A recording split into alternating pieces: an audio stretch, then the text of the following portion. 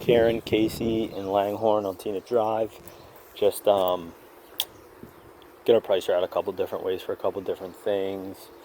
You know, it's going to be a mixture of back here, like cutting out and digging out these tall grasses, weeding all this rock bed. I'll also give her an alternative option of just spraying and not hand picking any of the rock. Sounds like she was leaning toward the rock, but I wonder it's going to be very labor intensive and maybe not cost effective for her. But I'll get her a price. And then in the front yard, it'll be a couple options. It'll be mulch option 1, stone options 2, and then with and without weed barrier fabric for the mulch portion of it. So just check the notes to see which direction she goes with everything. So starting back here, so obviously if it's the spray option, we'll just spray everything. There's a bunch of little landscape stone here around the pool, so you just blast it with Roundup would be option 1. Option 2 would be the labor intensive way of weeding it all out by hand. So, you know, kind of slide the rocks over, pull out the weeds, you know the deal. Here's what it looks like. So this general area all here, pulling all the weeds here. Here's where it's really bad. There is actually stone under here. It's just like really aggressive growth. So weeding that out, and then I think the stone, once it gets to here, you could probably just like string trim, because I don't think there's stone there. It's just like dirt. And then just so we're on the safe side, I would all this stone as well, which is larger. It's kind of a hodgepodge of stuff, you know. Get in here and weed this out. So that's the weeding portion of it. Then the next thing would be this rose bush.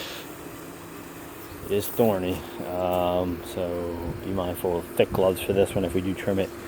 Trimming that up, and then the tall grasses here, I would trim them all the way down, get the tall grasses out, and then take a shovel and dig them out. She made it a point that, hey, I've cut these down, I've had them sprayed, I have them dug out, they keep coming back, I really want to get rid of them.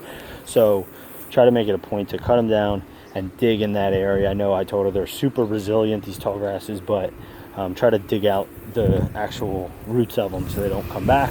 Same thing over here. Cut them down. These are gonna be a challenge because she's got a concrete pad here.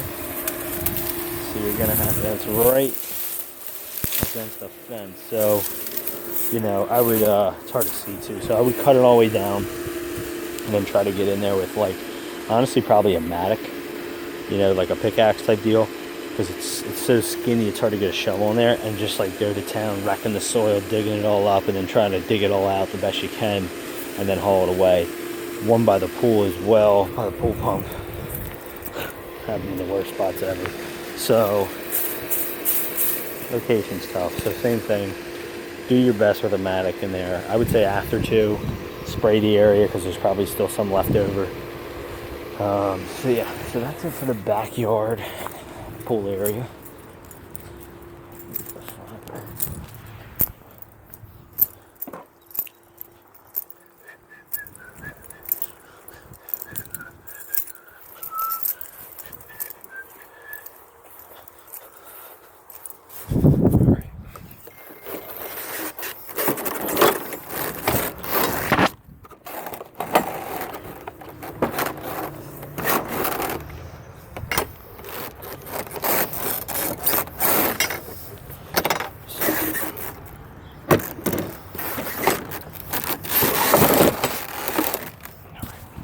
So moving here, so this whole side of the house, she wants grass.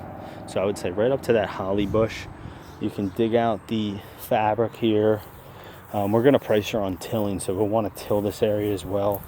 Got a lot of weedy growth. Not gonna spray anything here because she wants grass, obviously. Try to get a more of a grass seed that's will grow anywhere type of thing. Some shades, some sun. Probably gets half and half here right along the house. So anyway, till it up really good. Try to bring in we'll bring in a little bit of fresh topsoil, seed, starter fur, and then hay on the area. So this holly bush, you can just trim it up. It's not too prickly or anything, but just a light prune up of that. All right, and then moving to the front here. So pretty good size job up here. So 2 ways, 1 way or 3 ways I'll call it. 1 way will be mulch install in here with weed barrier fabric. Option 2 is mulch install without weed barrier fabric. And option 3 is weed barrier fabric with landscape stone. She said, you know, similar to across the street there. You can kind of see. So it doesn't really matter. We do like I'll price on like a river jack or something.